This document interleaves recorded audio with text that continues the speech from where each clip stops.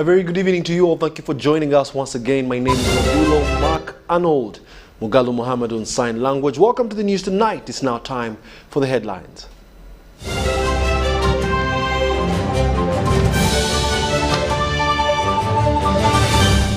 Brought to you by How to get points. Just use MTN to make calls, send SMS, load airtime, buy bundles, or pay for MTN subscription services. everywhere you go. MTN.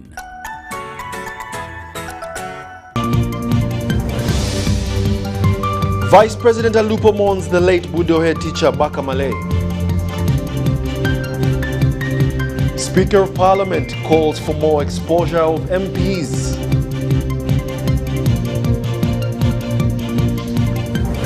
Over 200 OPM staff undergoing training at Nali. And Supreme Court hands Kajubi life in jail.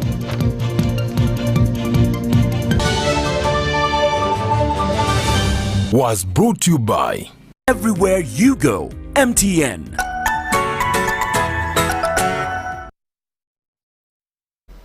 Thank you for joining us. It's 10 o'clock and this is the News Tonight edition. Now, the news in detail. 5,200 police constables have been passed out at the police training school Cavalier at a ceremony officiated by the President, His Excellency Yoweri Kaguta Museveni. The Inspector General Police, Martin Zokotho Chola, committed to improve police welfare while the Internal Affairs Ministry has pledged to phase out corruption among other police officers. On his part, General Yoweri Kaguta Museveni challenged the police constables to protect wealth creators with the help of the existing laws. The best constables at the 22nd Police Intake comprised of 3,783 males and 1,417 females. These are the details with Sam Senano. Be careful of parasites. Anybody who is doing bad things, you know that he's a parasite. He doesn't know that by interfering with wealth creation, you are damaging the interests of the country, and how else will you live? Of course, when bad things happen, not everybody is unhappy. When animals die in the park, we are very sorry, our animals have died. But the vultures are happy because they go and eat the dead animals. So those who disturb peace sometimes are like vultures. They don't mind if there is disturbance of peace because they may eat the carcass of the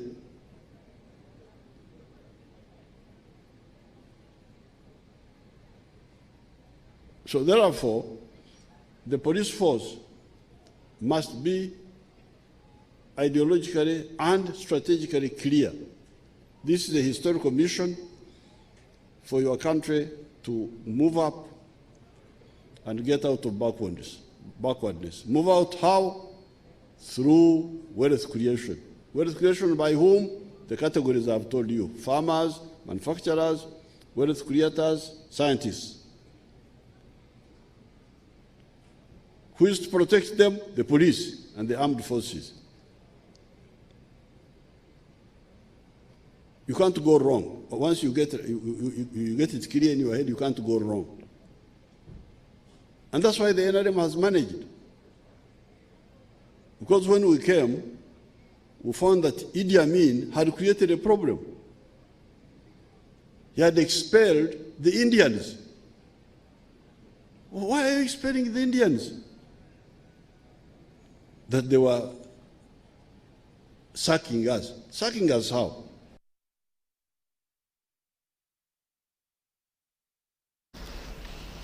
The late head teacher Budo School has been credited education high at one of Uganda's oldest schools. Vice President Major Jessica Alupo says the late Patrick Baka Malay was one of the most resourceful persons in the education sector. Vice President Jessica Alupo was the chief mourner during the Requiem service held at Namirembe Anglican Church, Kampala.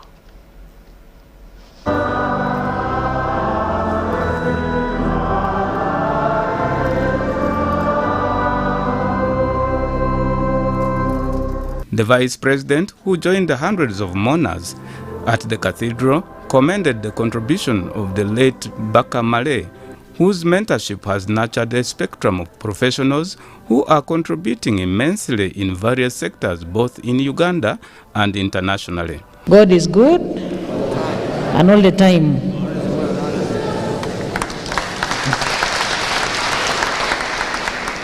Sorrowfully, I join all Budonians, educationists, and most importantly, the bereaved family and the church, to pay glowing tribute to the late Baka Male, who passed away yesterday, 10th November 2021. Mr. Baka Male's demise marks a sad closure of an important chapter in a fruitful and long journey of an industrious person who has left bold footprints on the education sector of Uganda.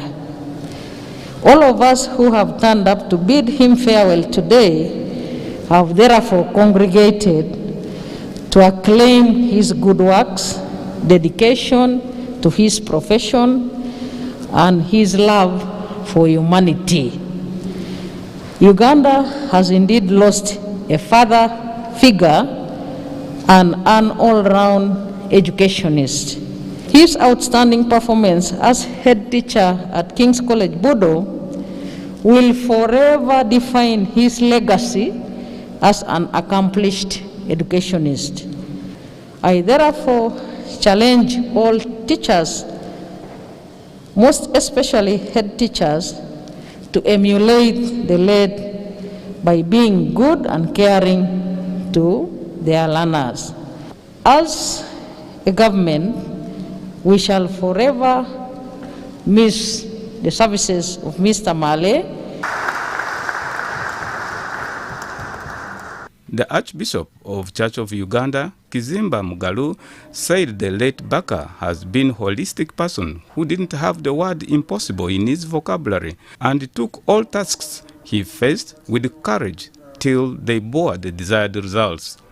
The Kabaka of Buganda, in a message read for him by the Speaker of Buganda Lukiko, Patrick Luaga Mugumbule, said the kingdom appreciates the input of late Baka in the education of princes and princesses who have gone through the institution and prayed that God grants his soul eternal rest. The widow, Mrs. Baka, said her late husband has given her the best moments, characterized with humor and laughter, which made their home quite cheerful and hospitable to the family and visitors.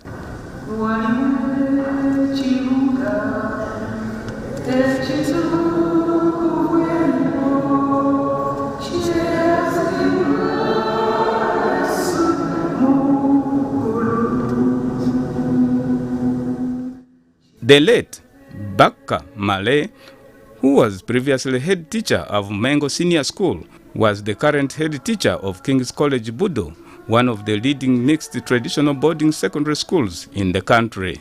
He is survived by a widow and 4 children. Etole Ed Archangel, UBC News. May his soul rest in eternal peace. The Chief Justice Alfonso Wadulo has asked the Judiciary Service Commission to consider recruiting more judiciary officials since the committee is not fully constituted. Wadulo says that this will help to solve the challenge of case backlog in the judiciary.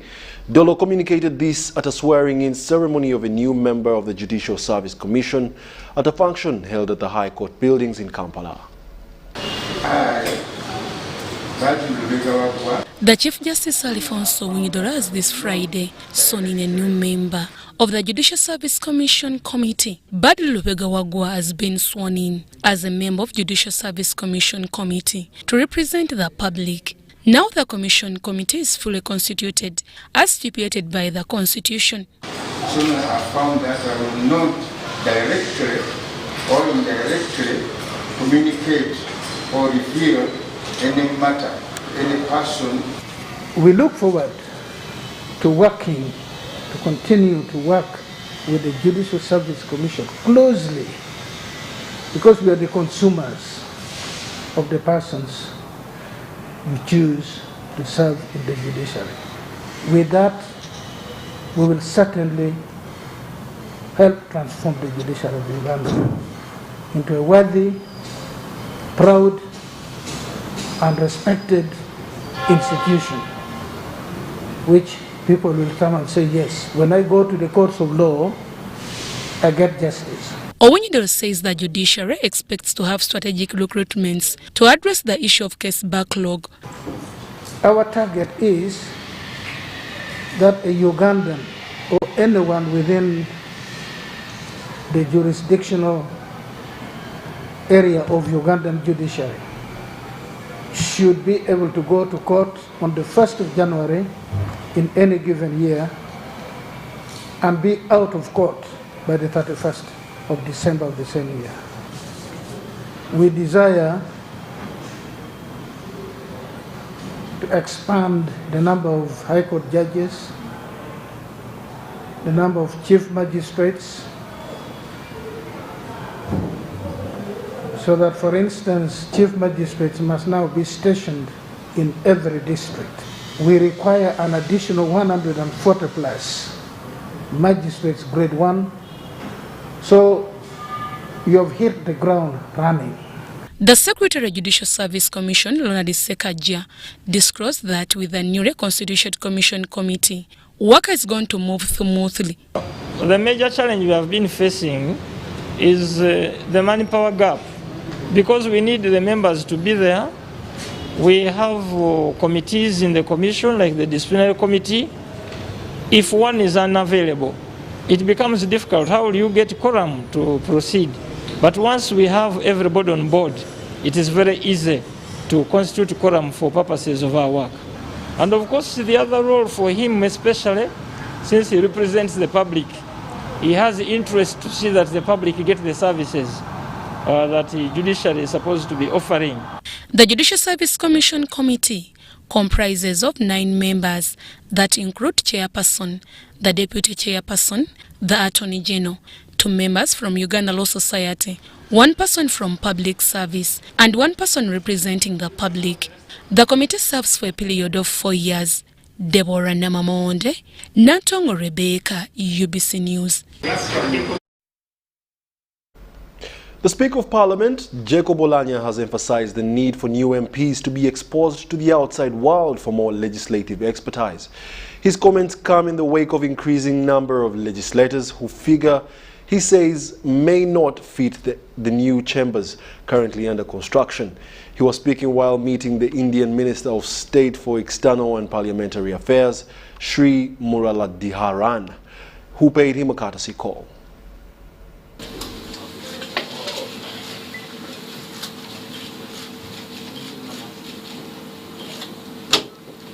We have a brand new parliament. The parliament that was before had about 430 members. When in the last elections, only 115 of the old members were able to come back. Now we are 529 with 115 members continuing.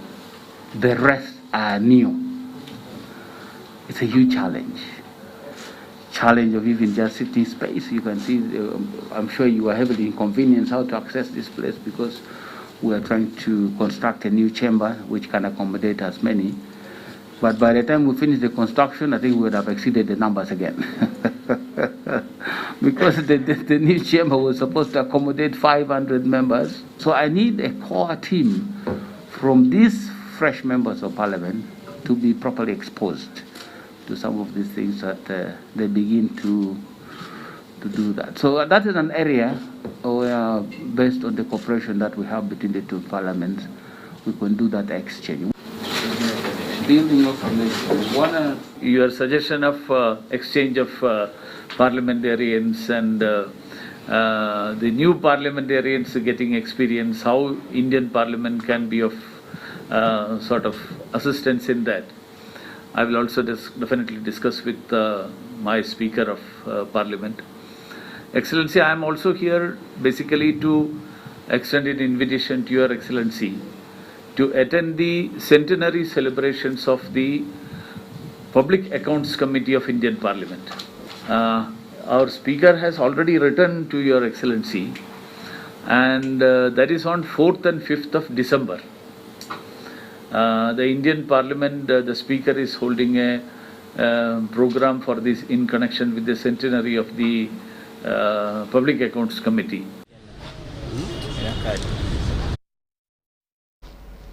Furthermore, the National Resistance Movement Secretariat has completed its working tour of Kayunga District.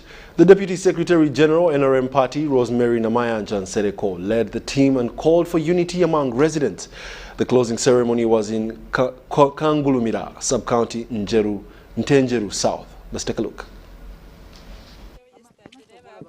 The Inspector General of Government, Betty Kamyatulomwe, says elimination of corruption will help government save money for boosting the parish development model. Uganda loses up to 20 trillion shillings a year in corruption. We have taken a moment of silence to consider this. Now, I'll show you the opportunity cost of that. If we could save about 50% of the above cost to corruption, if we could save 10 trillion a year, and using our parish model, which for me I think is the greatest thing that will happen or has happened to this country, if we divided this money into our estimated 10,000 parishes, each parish could receive about 1 billion per year. Kamya asserted that the Inspectorate of Government is going to enforce the leadership code using the verification of declared assets data, starting with the top leadership of the Inspectorate of Government. Is it really our war? Us, the elite, is it our war discussing corruption in our air-conditioned boardrooms, 5-star hotels, chauffeur-driven, top-of-the-range vehicles with our 6-figure salaries and guaranteed health care insurance policies for ourselves and our children? Do we know? What do we know about the pain of corruption that we should pour our hearts into the war? Right Honorable Prime Minister, at best, we are just mercenaries. Whether we lose or gain the war, we still get paid. She, however, noted that some stakeholders might be sleeping on the job or collaborating with mercenaries, hence the need to identify corruption loopholes to have them arraigned in courts of law. From the whistleblower's account on my desk, Right Honorable Prime Minister, I regret to say that OPM seems to be the chief mercenary and the chief practitioner and the chief beneficiary of corruption.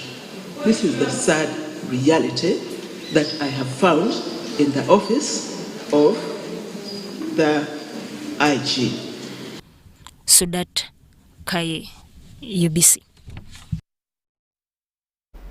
Well, that was the story where the Inspector General of Government, Betty Turomwe Kamya, who expressed great need to strengthen systems and enhance integrity in the fight against corruption. Well, we'll bring you the earlier mentioned story where the National Resistance Movement Secretariat has met and completed its working tour of Kayunga District. The Deputy Secretary General NRM Party, Rosemary Namayanja Nsereko, led the team and called for unity among the residents. Let's take a look.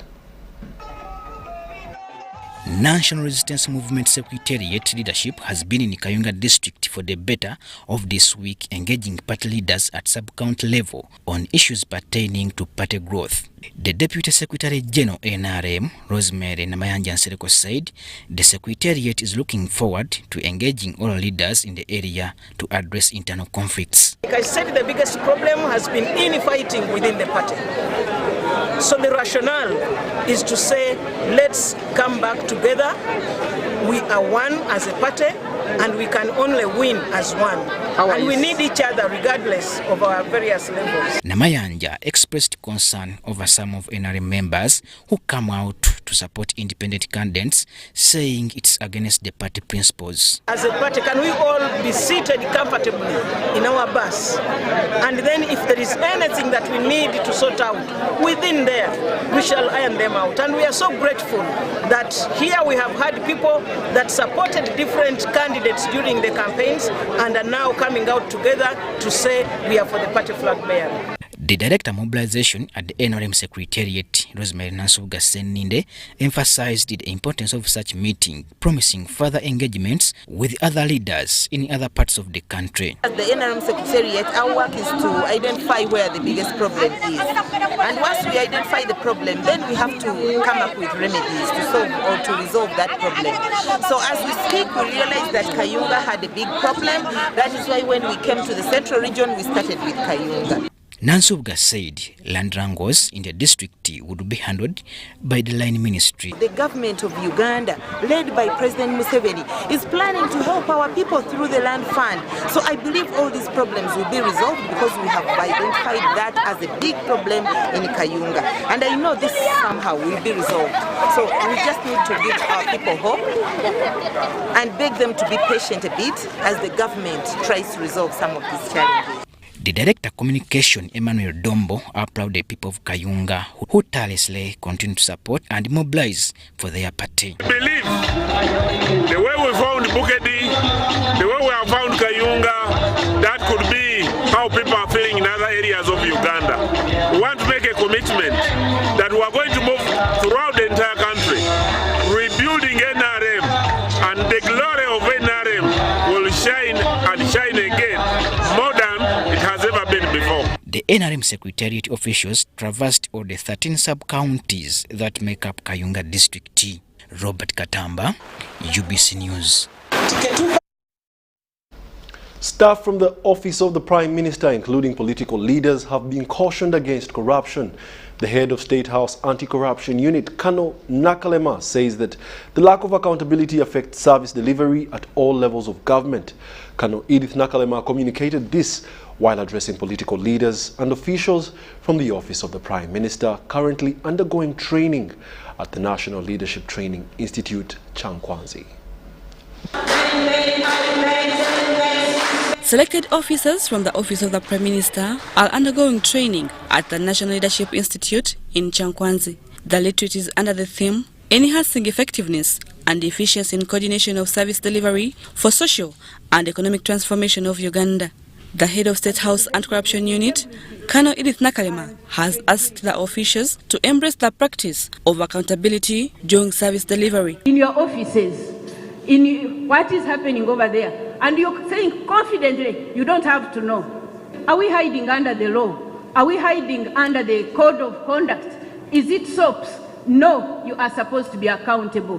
When you are asked to account, you don't remember that we are all accountable to the public. Those of you, right honorable, who are elected in positions.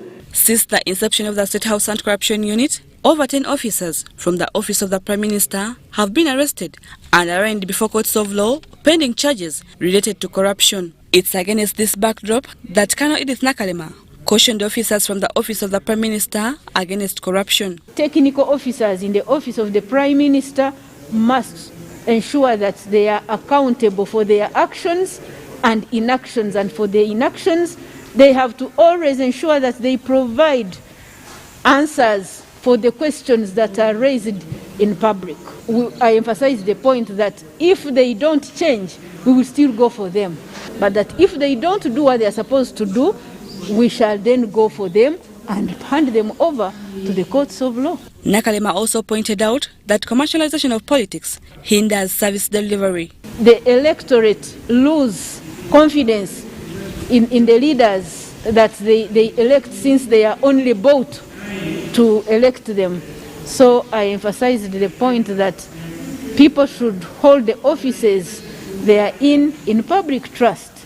It has to be one's ability to serve that they are either appointed or elected in those offices. Prime Minister Robina Nabanja was optimistic that the training will trigger improved service delivery in the Prime Minister's office. Government has put a lot of money in in ministries and departments and agencies, to my thinking, government has played its role.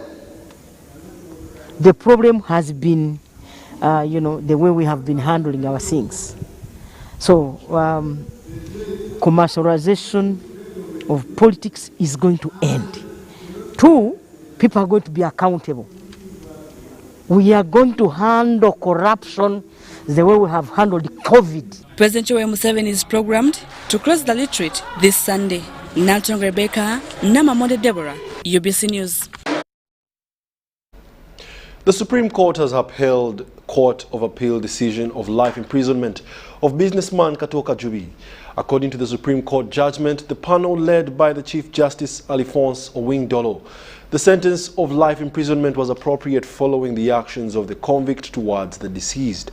Katoka Jubi was sentenced to his entire natural life in prison after being convicted on charges of murdering 12-year-old Joseph Kasidie on 27 October 2008. A panel of 7 judges of the Supreme Court, led by the Chief Justice Alphonse Wadulo, have upheld Katoka Jubi life sentence verdict that was slapped on him by the Court of Appeal. Others on the panel were Opio Aweri, Lydia Ntibatemwa Echirikubinza, Pasenaitu Haise, and Ezekiel Muhanguzi, who presided over the matter. The judgment was read by the Supreme Court Registrar, Harriet Sari-Lukwago.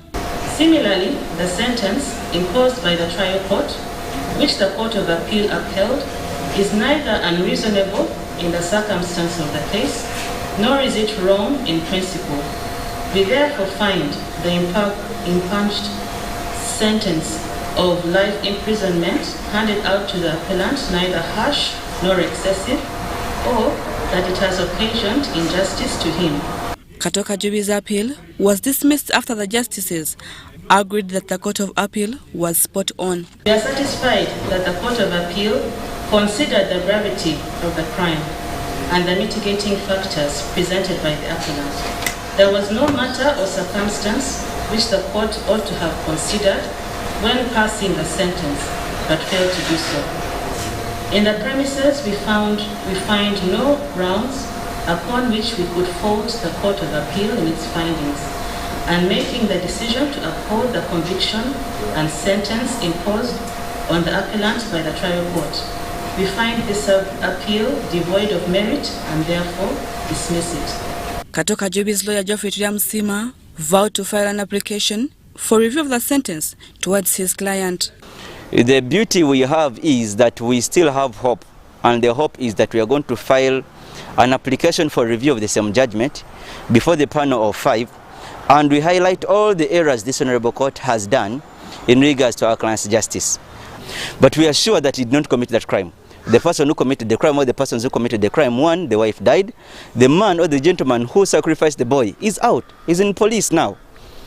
Now we need to bring all those errors which have been committed by this Honorable Court so that the justice of our client prevail. Katoka Jubi was in July 2020 found guilty by the then Masaka High Court judge Mike Chibita for murdering a 12-year-old boy, Joseph Kasidie, on October 27, 2008, although he challenged the conviction and sentence in the Court of Appeal, but it was upheld. The court found that there was overwhelming evidence that Katoka Jubi hired witch doctors Uma Katerega and his wife, Mariam Nabukera, to kill Joseph Kasidie, a pupil of Kaluji Primary School in Mukungwe Sub-County in Masaka District for ritual purposes on 27th October 2008. Natong Rebecca, Namamonde Deborah, UBC News.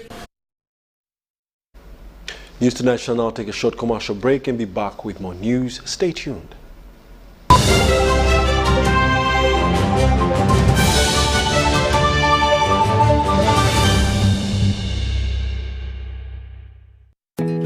Grow together with one of Uganda's largest companies. Apply for MTN shares for as low as 100,000 Uganda shillings. And when you apply using MTN Mobile Money, you get 10 free extra shares for every 100 shares you apply for. Dial *165 *65 hash or use the MyMTN app to apply now. The terms and conditions of the offer and other important information are set out in the prospectus. For assistance, visit any MTN service center or Stanbic Bank branch countrywide or a licensed broker.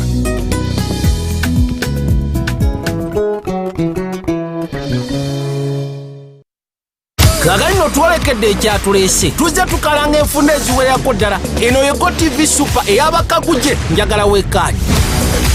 Ewatali kwemamaaza olwo tuba tusimbudde ne GoTV Super Duper waawawa. Era nga bakutuusyako ekigo eky'abakabejja abasajja eŋŋwaŋŋuli kwogata ne busineema obujjudde omuhabati ku $5,015 waawawa. Soka Blaza weefunye ekirungo kya GoTV Super ekijjudde obulungi ove mu baaje. It's Freaky Friday from Airtel. Buy or gift. Buy or give. Get freaky too! Dial *149*10# to load a Freaky Friday bundle for you to enjoy the best offers on voice and data. To buy a bundle for friends and family, dial *149*10*5#. Freaky Friday with Airtel. Buy or gift a bundle today. Dial *149*10# to get started. Airtel, the smartphone network. Raising voices. I feel happy when my father spends time with me. I hope all fathers will like my father. I want my father to reach out to all fathers. He knows how important it is to be a good father. I promise to help my father inspire other fathers to change. In this time of COVID, what is your promise to the children of Uganda? Because a violence-free childhood is everyone's right. Raising voices.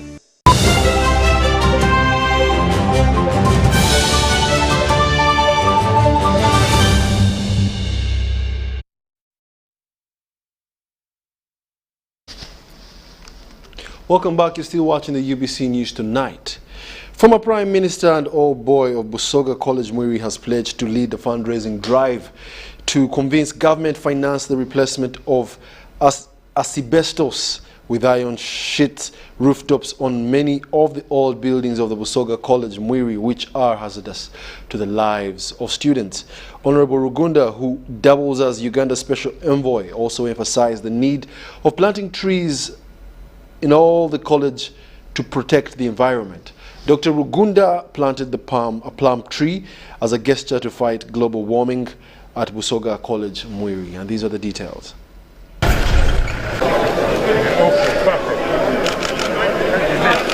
Cameras, can you tell us?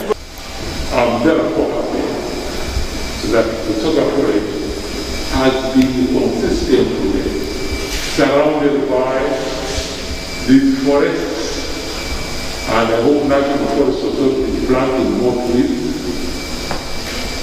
so that the environment we are living in is not only good and producing a lot of oxygen for us, but that it teaches us some lessons about the importance of a good environment. If those three things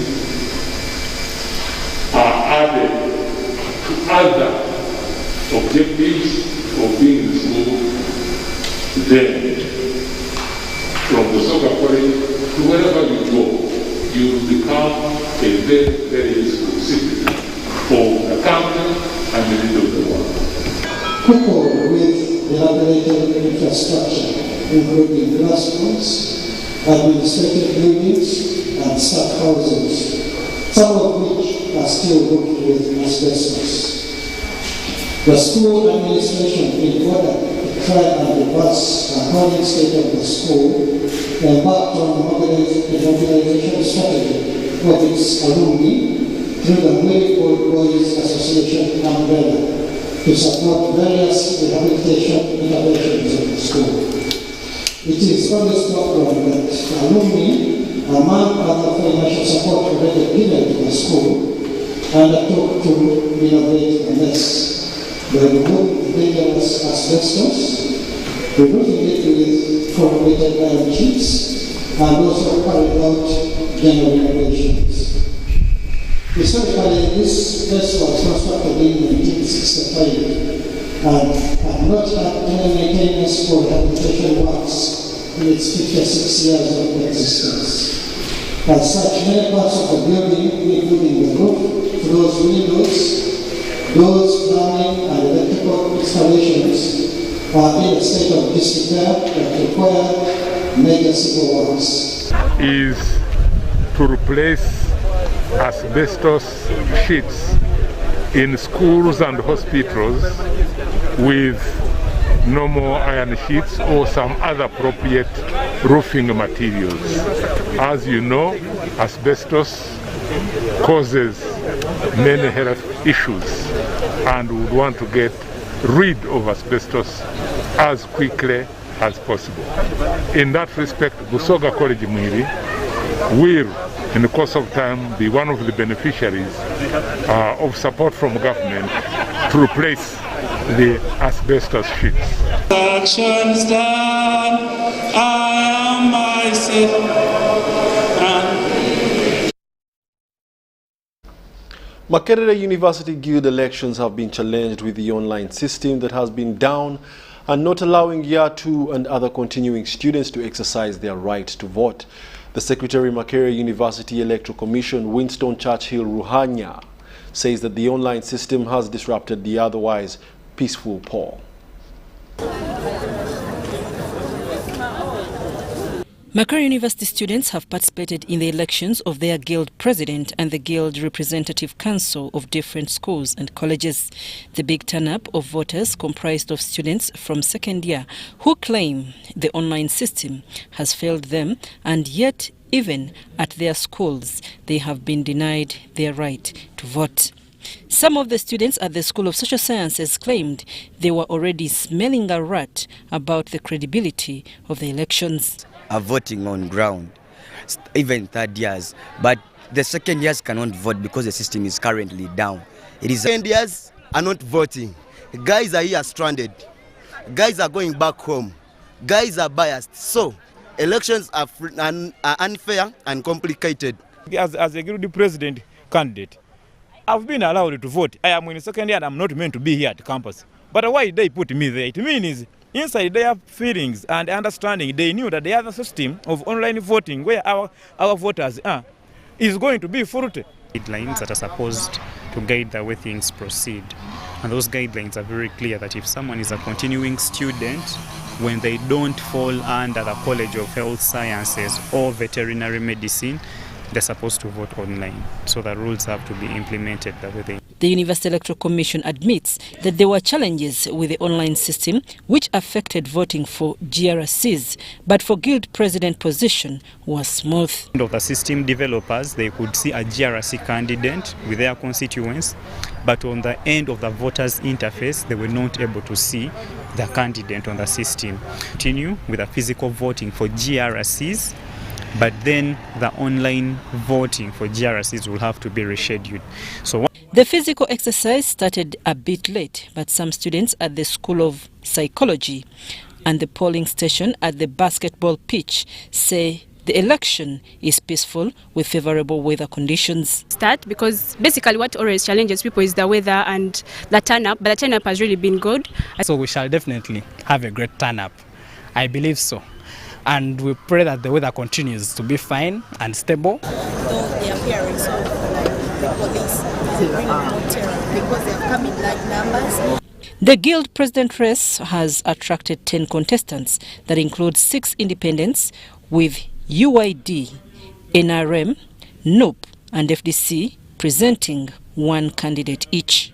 I'm Navka Farida and Stephen Kalisia in Makerere. Well, as we speak, vote counting is still underway and we shall be updating you with the final results as our subsequent news bulletins come.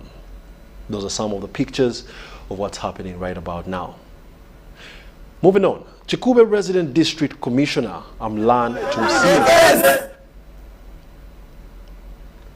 Tumusime has reminded Emyoga program beneficiaries of a delayed recovery of loans. This follows failure by several groups to meet their loan obligations within the time frame required. I'm starting with this group. I'm starting with the Buhabu's market vendors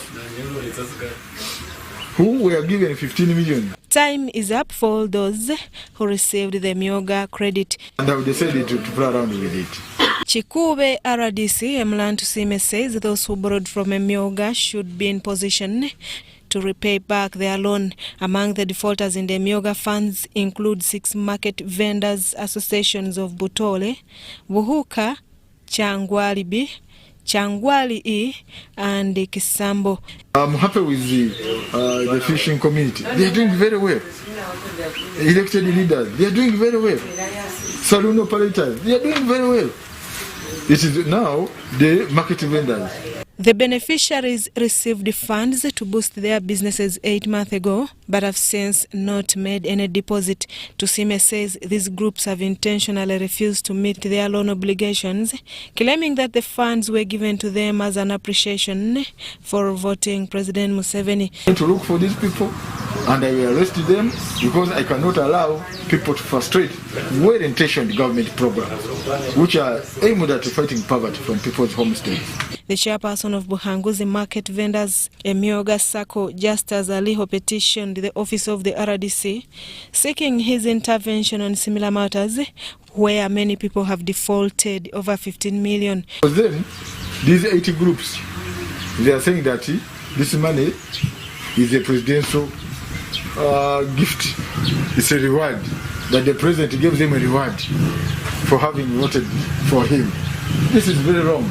Although the funds in question are a revolving fund meant to help several groups boost their businesses, there are people who have continuously taken it to be an appreciation from the president. Story compiled by George Niyonzima for UBC News. The Uganda National Council for Science and Technology has partnered with the National Enterprises Corporation to boost the science, technology and engineering capacity of the country. The chairman of NEC, Lieutenant General James Mujira, and Dr. Martin Patrick Ongo represented UPDF and UNCST respectively, and these are the details. Uganda's infrastructure development have for the past times witnessed different setbacks ranging from poor to substandard output.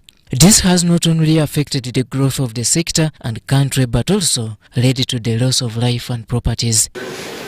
Among the interventions government has taken to address the situation is the formation of the Uganda National Council for Science and Technology, whose major role is to foster skills, build human capacity and capability. We are trying to build the capacity of Ugandans, especially in the science, technology and innovation arena, to make sure that we have that capacity to manage big infrastructure projects, because when it comes to these big infrastructure projects, Ugandans are normally out-competed. However, to ensure there is compliance and harvest of results, Uganda National Council for Science and Technology has brought on board the Army through National Enterprises Corporation, NEC.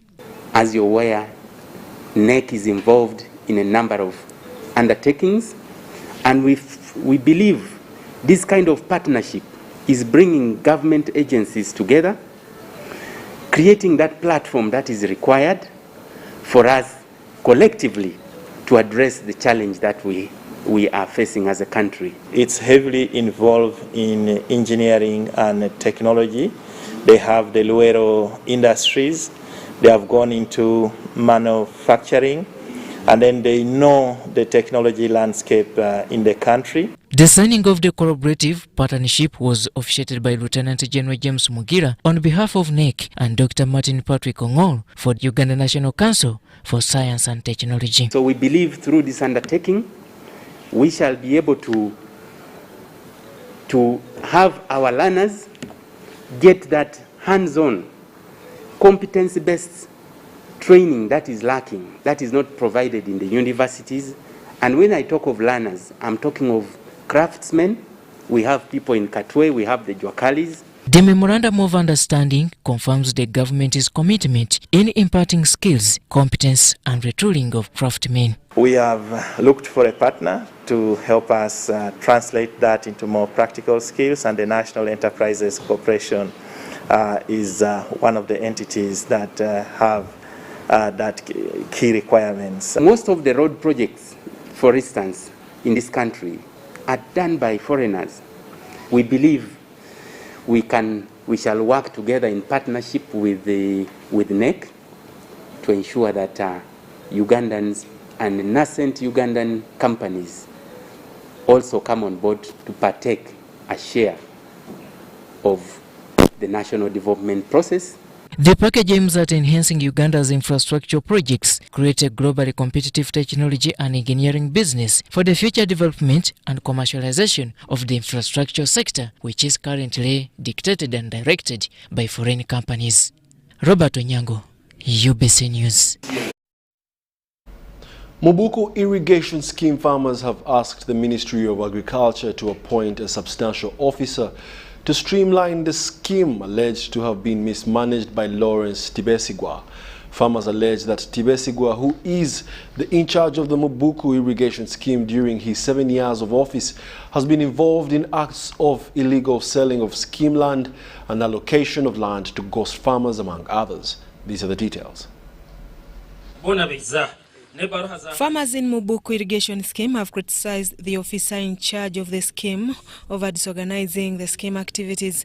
Lawrence Tibesigwa, who has been in charge of the scheme for the last 7 years, is said to have been involved in acts of illegal selling of scheme land and allocating land to gossip farmers, among others. Who can give out a government property single-handedly alone without a minute of a committee? He has subdivided the land, he has turned land use to other activities. The dairy units have been turned into crop production, which is against the law. Tibesigwa, however, refutes all the claims. I've been here for the last 7 years, and I brought this scheme almost to order, including fighting for their grabbed land, 155 hectares of land, plus these encroachers. And when the situation was normalizing, that's when the selfish people, selfish farmers, not all, some selfish farmers, turned out against me. Through Mubuku Irrigation Settlement Farmers Cooperative Society Limited, the farmers want Tibesigwa replaced as soon as possible. He was given a contract of 2 years. Then after 2 years, he would go home and retire. Attempts to prove that he's the OC. He has failed bringing up those documents which support him. So now we have another extra step we have been in. The scheme was handed over to the current management in 2014 with about 164 farmers operating on 516 hectares of land. Story compiled by Moses Mutabali for UBC News. Agriculture Police Unit, working with the Ministry of Agriculture, Animal Industry and Fisheries, has carried out an operation against counterfeit and fake agricultural input dealers in the Container Village, downtown Kampala. Over 20 people were netted in an operation for causing financial loss of over 300 million Ugandan shillings to government over fake agricultural products and inputs.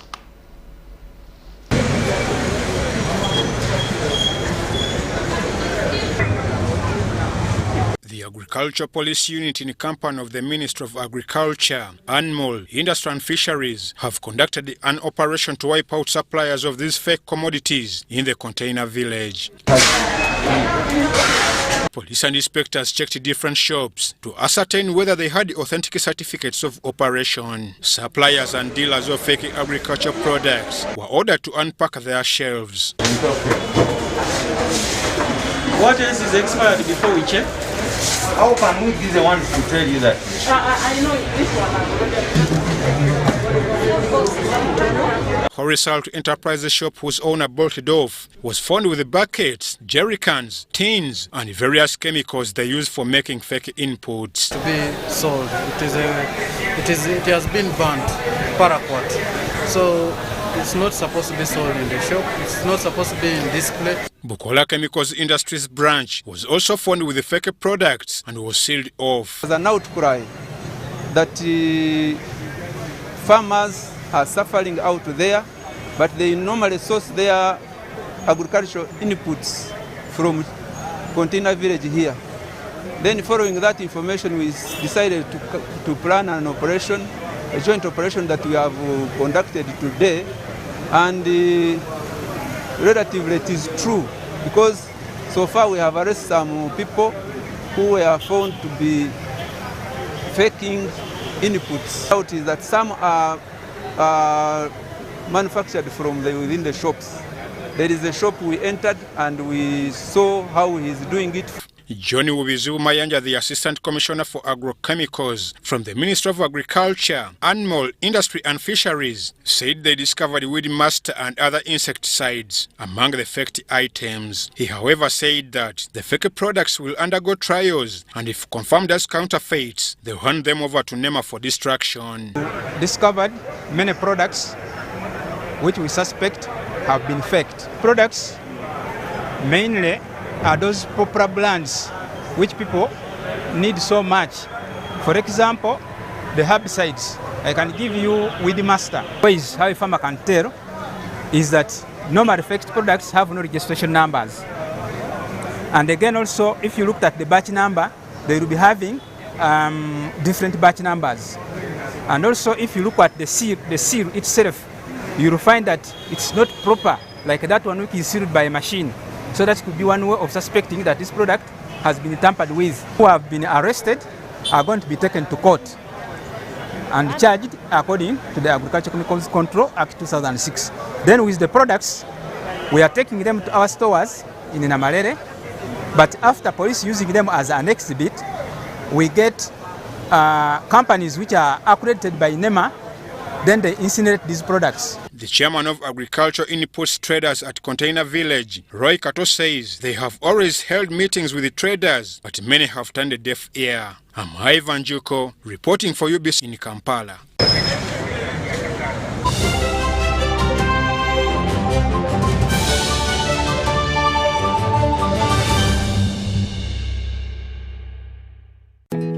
Grow together with one of Uganda's largest companies. Apply for MTN shares for as low as 100,000 Uganda shillings. And when you apply using MTN Mobile Money, you get 10 free extra shares for every 100 shares you apply for. Dial *165*65# or use the MyMTN app to apply now. The terms and conditions of the offer and other important information are set out in the prospectus. For assistance, visit any MTN service center or Stanbic Bank branch countrywide or a licensed broker.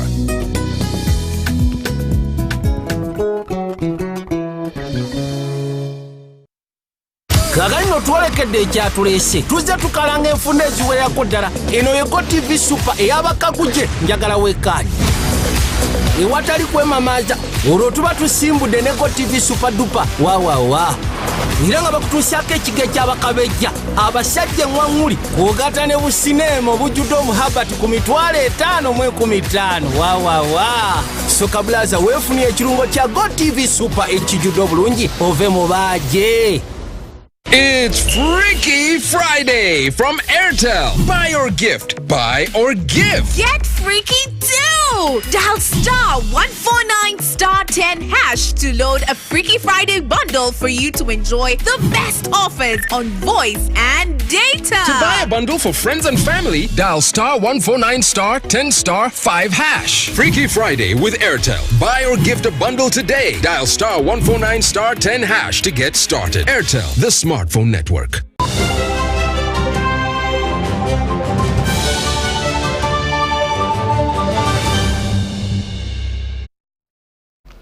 Welcome back. You're still watching the UBC News Tonight. We now take you to the world of business.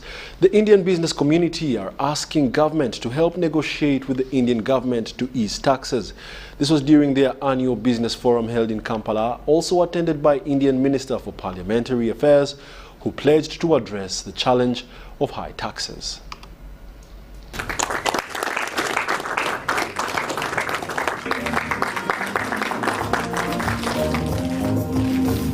The Indian business community in Uganda have asked government to expedite the process of ensuring a direct Uganda Airlines flight to India as a way of easing costs of business. Register in that export. I thought India is one country. Why do I need to register at every port?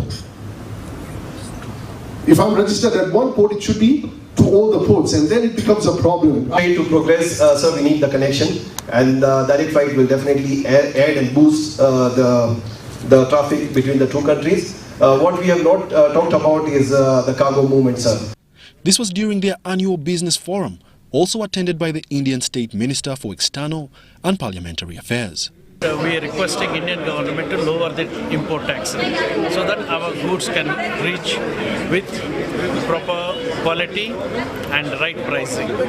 That's what we are requesting, and especially coffee and cocoa tradings. We are not here. India is a large country. India is a big economy. India is a growing superpower.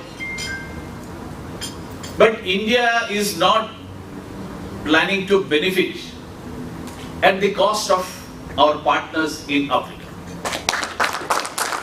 We would like to see a scenario where we both grow, being partners. The Minister for ICT and National Guidance, Dr. Chris Baryomonsi, pledged to lobby government to cut taxes on electronic devices in order to facilitate ICT development in the country. Our national guidance, we are doing everything possible to see that it is easy for Ugandans and people who live in this country to access internet, to be connected and be part of the digital space. The Minister of State for Foreign Affairs, Henry Okello Oryem, however, says that government is aware of the high taxes on Ugandan goods in India and is in the process of the negotiations. Let us continue this type of engagement, and it's very important. You are lucky that virtually all of you have the benefit of being Indian, being Ugandan, so you can eat it both sides. India Business Forum is an annual event that brings together Indian businessmen in Uganda to discuss business opportunities, challenges, and the solutions. Mbarara District Local Government has conducted its budget conference with its indicative planning figures, IPFS, dropping from 32 billion in fiscal year 2022 to 2021 to 2022 to 27 billion shillings for the financial year 2022-2023. The Chief Finance Officer Mbarara District, Muganzi Justice, explained that the causes of reduction in the budget is as a result of indicative planning figures released from the Ministry of Finance as the budget process starts. Let's take a look. The central government doesn't know that your compound needs to be slashed. So that's why Mbarara District Local Government has slashed its budget by close to 5 billion shillings, dropping from shillings 32 billion last financial year to 27 billion this financial year. The indicative planning figures that came from from Ministry of Finance puts our source envelope at 27 billion. Why? Is because some donor support has not been included. The Chief Finance Officer, Mbarara District, Muganzi Justice, says the reason for the drop in the budget is because donor support has not been included in this year's budget. So some of them, like UNICEF and Global Fund and Sanitation Fund, we haven't received their donor support or their ratings about this support. So we hope when we receive it, we shall include it in the second budget called circular. The chairperson, Mbarara District Local Government, Tabarudaida Astumwesije, officiated at the opening ceremony and requested the government to make the centralization policy a reality. Centralized. And I see it at a personal level, and as a leader, I see it that this is really diversion from the principle. Mbarara Resident District Commissioner Bategereze Godfrey asked leaders to ensure that the budgeted funds are used equitably. Because they paid some money for the election, then they want to get money and gain from the leadership. That's not leadership, that's business. Because every leader must sacrifice his time, must sacrifice his interest. The chairperson, NRM Mbarara District, who is also the chairperson, District Public Accounts Committee, Herbert Kamjisha, urged the technical staff and the political team to work together for better service delivery. And we want value for money. And I want them, whatever they collect, either in local revenue or that they get from central government, to put it into use. Mbarara District Budget Conference was held at Adit Mall, Boma Ground, Skamkuzi, Mbarara City. Technical, political, to work together for the betterment of our Mbarara District. Habimana Deu and Anyine Fred reporting for UBC News. The Minister of State for Water, Aisha Sechindi, has commended Mbarara-based Excel Hort Consult Uganda for establishing a model demonstration center for using a small piece of land for diversified production. This was during the minister's working visit to the demonstration center based in Biharwe, Mbarara City. Your small land to be productive, and it can earn. The Minister of Water and Environment, in conjunction with the Minister of Agriculture and Ministry and Fisheries, has set up demonstration centers aimed at helping the youth to be more innovative and job creators. We have realized that the youths here, they are making different products and they are earning a lot of money out of it. And yet they are conserving and protecting our environment. We have visited the museum there. The State Minister for Water, Aisha Sekindi, was on a working visit to the Mbarara-based Excel Hort Consult Uganda that demonstrates vegetable, fish and livestock farming and crafts making. In fact, this institution, it is the best since I started touring the regions. This region, it has made me very comfortable. She requested stakeholders to embrace the knowledge and innovations offered at the government farm training institutes for improved food production and job creation. What I found here, I wish it could be taken all over the country. Here they are training the youths in skilling, they are teaching farming, and in fact it touched me. Excel Hort Consult Center is also to train parish chiefs before the execution of the parish development model. We have our parish chiefs. If we could bring them, per parish we bring here the parish chiefs and they train, they can get this training so that they go, because they are the key people on the ground who are going to implement the parish. The Excel Hort Consult Uganda Director, Professor Alex Aruho, appealed for a collective effort in national economic transformation by bringing on board all key actors in agriculture for the success of the center. The issue of unemployment is critical. We need to find ways of creating employment for our people. Now, we need to make sure that our people get income, stable income, sustainable income. So to do that, there must be economic drivers. There must be interventions that speak to that. The model demonstration center is using a small piece of land for diversified crop and livestock demonstration. Habimana Deo and Anyine Fred reporting for UBC News. The State Minister for Microfinance, Haruna Chayuneka Solo, has launched an accountability drive of Emyoga funds. This was during a consultative meeting with beneficiaries and officers in Kachiri Town Council, Wakiso District, following up the recently misused funds. These are the details. District, twagala commercial office, tetumufuna. Netuleka ebiwandiko byaffe. Ne batulaga lumu 12 tuteekemu ebiwandiko. Byabula okumala emyezi 2. State Minister for Microfinance Haruna Chayuneka Solo is displeased with the Emyoga funds officers that make it hard for beneficiaries to access the pass. Tubadde n'omusajja ku district commercial officer oli gwamyuka. Ndowooza yabadde abatambuza ng'ababbako ne ssente. Eyo lipooti twagifunye. He says that such administrators will be apprehended. Era waliwo n'essako gy'abadde yaggulawo ey'ekimpatiira ekyengera. Sikyengera? Naye omusajja oyo nakati akyali mu kkomera. However, those that have benefited have expressed gratitude to government's programs and shared some recommendations. Era nga bagamba nti olina okuba ekimu kyokusatu ku ssente z'oyagala okuggyayo batuwa obukadde 9. Waliwo abalina certificates naye ate bo nga tebalina ssente ku akawunti. Webali wano? So oyo naye ensonga ebaluma nnyo. Nti era singa abantu bana tebasomeseddwa kijja kubeera kizibu. Kachiri residents have been urged to utilize the funds for national development. Emyoga si gya byabufuzi. Emyoga tegiriiko kibiina kyonna. Emyoga girina target ya transforming abantu baffe okubajja ku level emu okubaza ku level enki. The Emyoga officers have been directed to write weekly reports detailing their daily activities.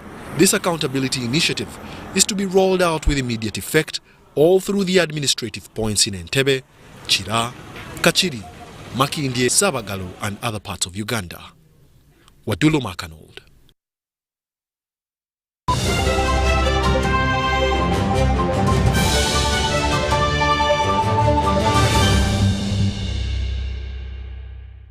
It's Freaky Friday from Airtel. Buy or gift. Buy or give. Get freaky too! Dial star 149 star 10 hash to load a Freaky Friday bundle for you to enjoy the best offers on voice and data. To buy a bundle for friends and family, dial star 149 star 10 star 5 hash. Freaky Friday with Airtel. Buy or gift a bundle today. Dial star 149 star 10 hash to get started. Airtel, the smartphone network.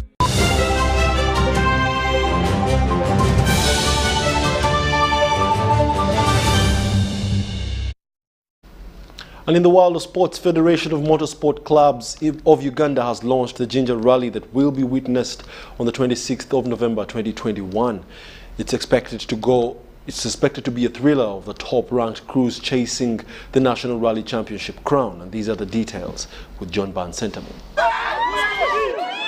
Rally drivers and fans are bracing for the Ginger Rally, which is the 6th event on the National Rally Championship calendar and is due on the 26th and 27th November 2021. The rally, dubbed the Sexy Speed Rally, has been launched with anticipation, especially between the crews that still have eyes on the National Rally Championship crown. The Battle of Champions is between Duncan Mubiru and Hassan Alui. But the party spoiler is our very own Jas Mangat, if he takes part. There are about 50 points between them, if I can be corrected. And that battle is going to be battle royale because the sections are flat out. So whoever drops out will completely lose out on the championship. Duncan just needs to take between 30 to 40 points and he's crowned champion. But aside from that, there is an arrangement by FMU possibly to have another championship event, but that will be decided by them and communicated to the press. It will be a 205-kilometer long rally, 149 of which are competitive in the two districts of Mayuge and Jinja. There are 4 sections, including 2 named after drivers Dolly Mubarak and Peter Brown Muko, with the others being Premier Recruitment and Victoria Motors. The rally has, in partnership with Ministry of Health, also included a corporate social responsibility drive of COVID-19 vaccination at all viewing points. John Barnes, Centam, reporting.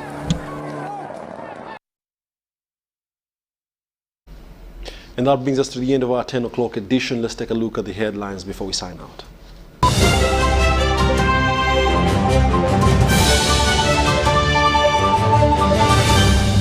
Brought to you by How to get points. Just use MTN to make calls, send SMS, load airtime, buy bundles, or pay for MTN subscription services. Everywhere you go, MTN.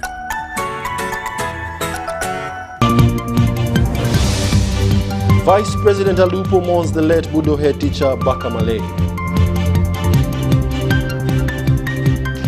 The Speaker of Parliament calls for more exposure of MPs.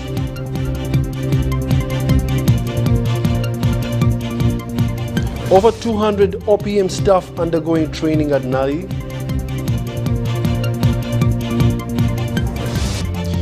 And Supreme Court hands Katoka Jubi life in jail.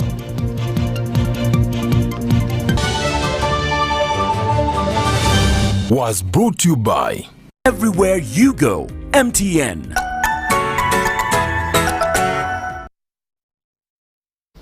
Thank you for being a lovely audience with me, Wadulo Arnold, your news anchor for the night, Mugalu Muhammad, the signer for the night.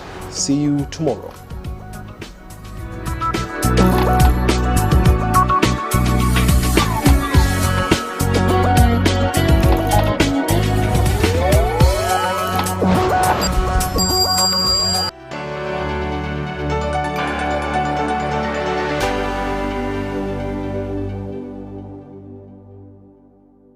this weekend. Youth of purpose. Why is it taking long for us to start extracting our oil? They're all issues of regulations. So it's a lot of work before you go into designing and front-end engineering, etc., to make sure that this is a big thing. Nobody wakes up in the morning and spends $20 billion and rushes it. People who have rushed it have got beaten.